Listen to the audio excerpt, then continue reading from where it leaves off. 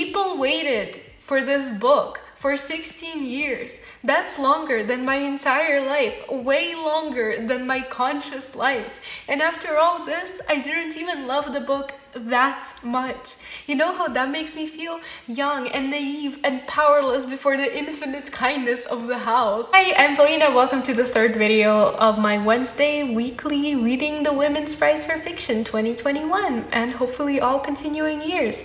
All reviews in this series are spoiler-free, but I do discuss the situations and some of the themes. What is Piranesi by Susanna Clarke about?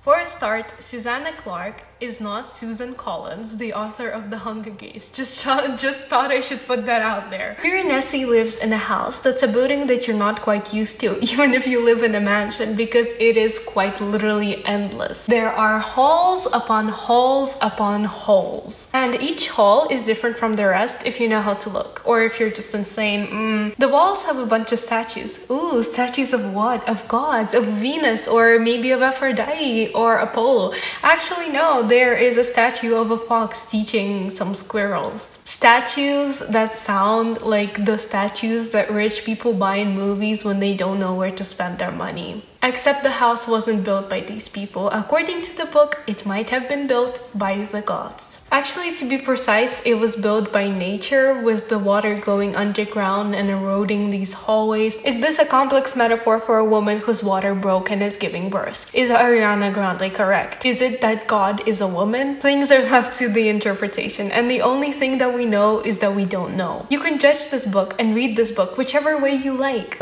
you can do with any book, except this one, with its vagueness, yet blatant contradiction, I will get to that, actually gives you the space to treat it like a metaphor. By this point, someone can literally say it's a Reese's cup, and you can't contradict them. No, I mean, I'm kidding, of course, but really, there's just so much potential for you to interpret this book whichever way you want. Personally, I do see it as an embodiment of quarantine, and actually, I remember the author saying it, that she wrote it, and it was kind of representative of her feelings during quarantine. I mean, come on, it's an elaborate labyrinth, but Piranesi doesn't want to get out. Which brings me to talk a bit about his character. Miss Susanna Clarke laid out everything so clearly through journal entries. The book is told through journal entries. And so we have the same pieces of information that Piranesi does.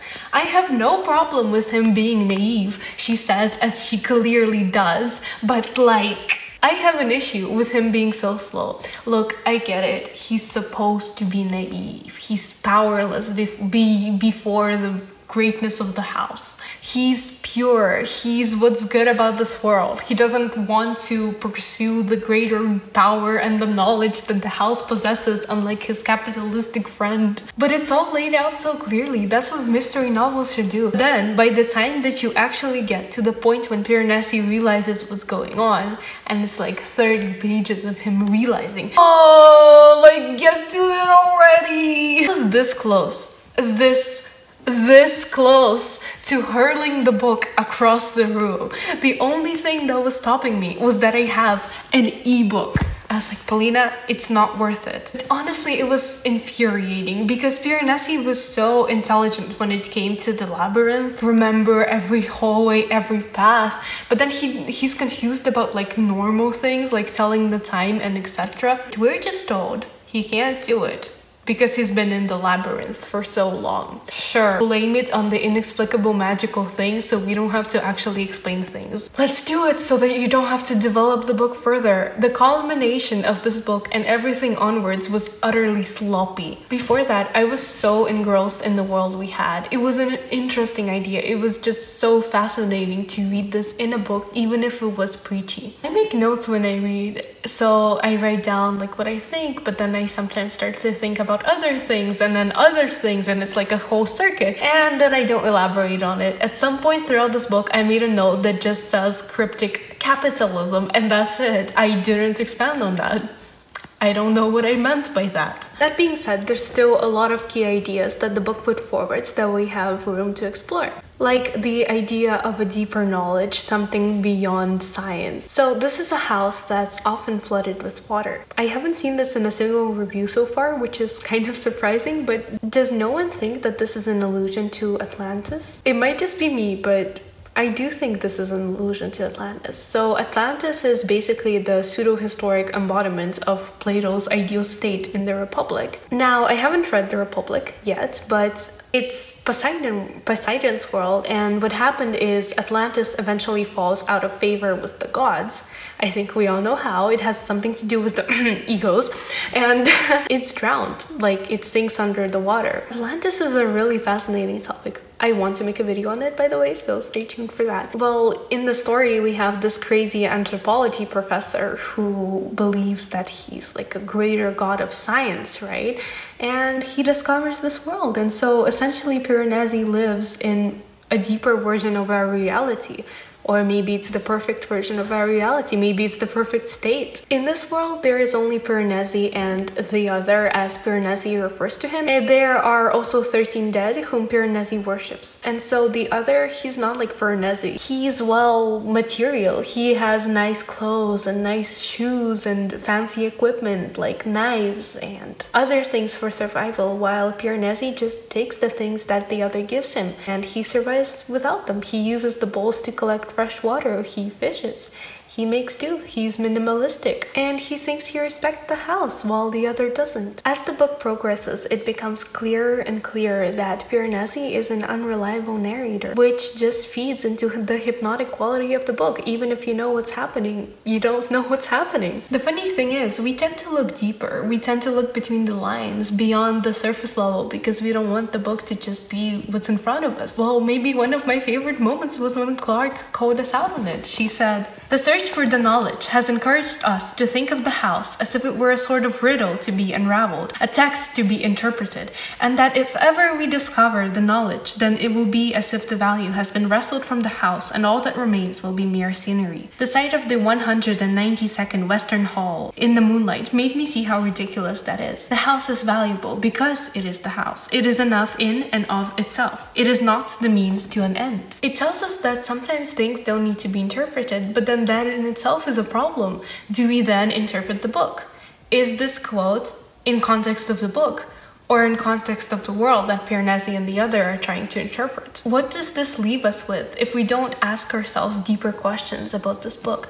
Does it not then strip away the value that we would have gotten if we at least tried to understand the world? Doesn't it then strip away the mysterious quality of the book? We don't know anything, and us being curious about it is what perhaps makes it so curious. Is this about us not needing to know the meaning? Because then it would lose its value and the book would be flat? Even an elaboration on this by the author leaves us more confused than anything. The thought comes to Piranesi while he makes meticulous notes and explores the house, and the only reason that the other is in the house is actually to find this greater knowledge. He has no interest in exploring the house. And this brings us to ask ourselves once again, what is real science? Is it this pursuit of curiosity that Piranesi has, or is this exploration just the other striving towards one goal? Is that science, a methodical, analytical, cold feeling of research? If this anthropology guy who believes in this other world, if he came to you in real life and he said that he found this world, would you believe him? Would it be correct for you to believe him? What if he's on drugs? What if he's just dragging you into an elaborate cult? There are so many scams. How do you know you're not being pulled into another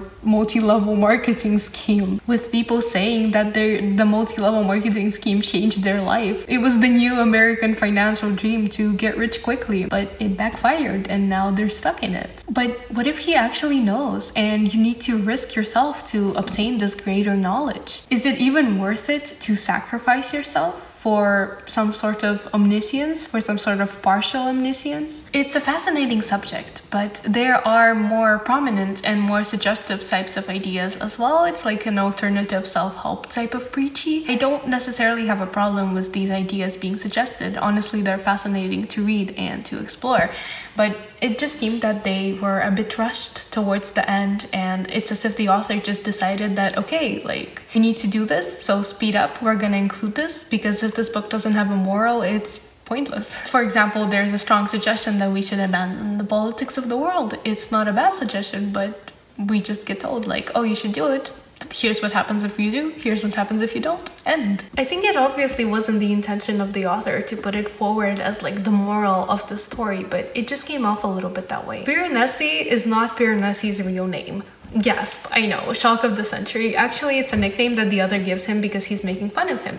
But Piranesi doesn't care. Piranesi is like the archetypal monk that we have in movies these days, that's like beyond our world, that doesn't care about the things that other people care about, the small things, the things we stress about. When Piranesi reclaims his name, he doesn't really care. For him, it's just a name, but for us, names are important. Names have meaning, as does money.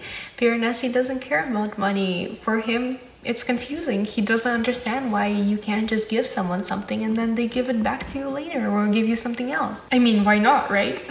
If you said that, people would say that you need money to keep our society structure. You need it, otherwise chaos would commence and we would all collapse and go running around. And do you want us to run on nothing? Even historically, people had some values. Are you saying that nothing in this world has value? Are you okay? Do you want us all to do nothing and get high? And oh my god, are you one of those radical left people? Maybe I should go, you know? But Piranesi is free in this belief and he's free in his existence and he's content with it. Is he happy? I don't know, but he seems content. Is he sane? We also don't know. But he's happy being in the labyrinth. His whole existence is content, even without the things that we consider like a necessity for us to be happy in today's society. Just to recap, I don't have a problem with this idea. I just wish that it was developed a bit more rather than rushing the book towards the end with just this message in mind. And related to this is the idea that we should abandon our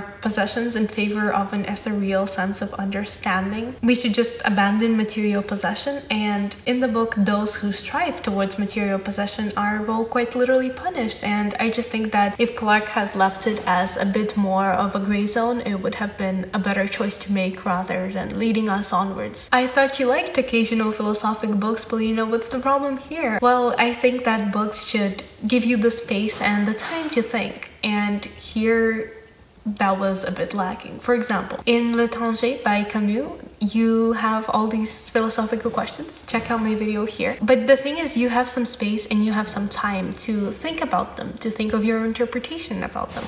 Here, the book ended as suddenly as it began. Now, here you might say, yes, but it's supposed to be. It's an allegory to the brevity of life and to us not needing to find the meaning of life, to show that not everything has meaning and that you don't necessarily need a sense of fulfillment. It's this lack of closure and this claustrophobic and la la la. No! Again, this book can be anything you make it out to be, and I love the contradictions for occupying this much space in my head. But you can go down this rabbit hole forever and forever and forever. Anything can be a metaphor, and there is not one correct answer. And it's both fascinating and infuriating, because whenever you think something, you start doubting yourself. For this video, we're gonna pause a little bit on that. You can read the book, you can think about it yourself, consider the elaborate metaphors, be convinced that this random girl you see on the internet is completely wrong because her interpretation doesn't match yours. You do you. I do me. We're all happy family. No, but genuinely what I want to say is that although this book has a lot of interpretations, I think we should be open to the interpretations that other people have, even if you don't necessarily agree with them. I just hope that what I feel is a valid criticism of the book, the lack of space and the lack of time, you at least agree with that part, because it's much harder to agree with an interpretation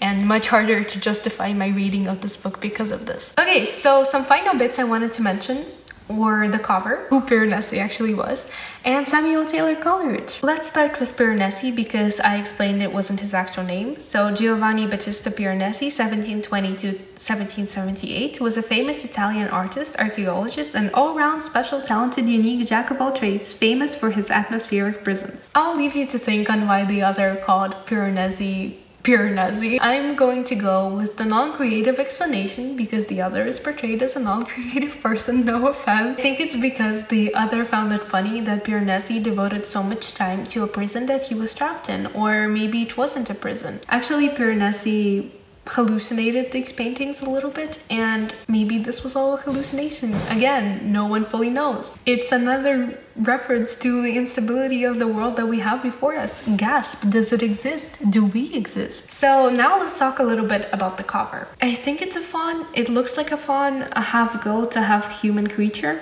Dictionary.com says it's a rural deity, and Wikipedia says the fawn is a symbol of peace and fertility. I really like the cover of this book. I think it's an interesting choice for the cover artist to have put fawn on the cover. Is it real? Is it a statue? Okay, as you might know, I'm a little bit of a fan of Samuel Taylor Coleridge. I read a good portion of his poetry. I've read The Rime of the Ancient Mariner 2.5 times. It's one of my favorites, and ooh, maybe I should do a video on that too. Okay, I digress. In this work, if you're not familiar, there is a mariner and there is an albatross, and so the albatross comes and the mariner eventually gets sick of his presence and shoots him, and everyone thinks it's a good deed, but it's really not, because it's a horrendous act that had no reason other than the mariner's like unexplained hatred.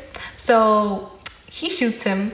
They all become cursed and mostly die. Nice. Here Piranesi tends to the albatross. So is the ending an ultimate act of goodwill because he treated the albatross nicely? Is Piranesi happy with how he ended up to be, or was it all fated to be because the albatross was a divine creature and he doesn't want to go against fate? Should we go against fate? Okay, I'll leave you with that. Thanks for watching. Like and subscribe, and stay for more videos every Wednesday and every Sunday.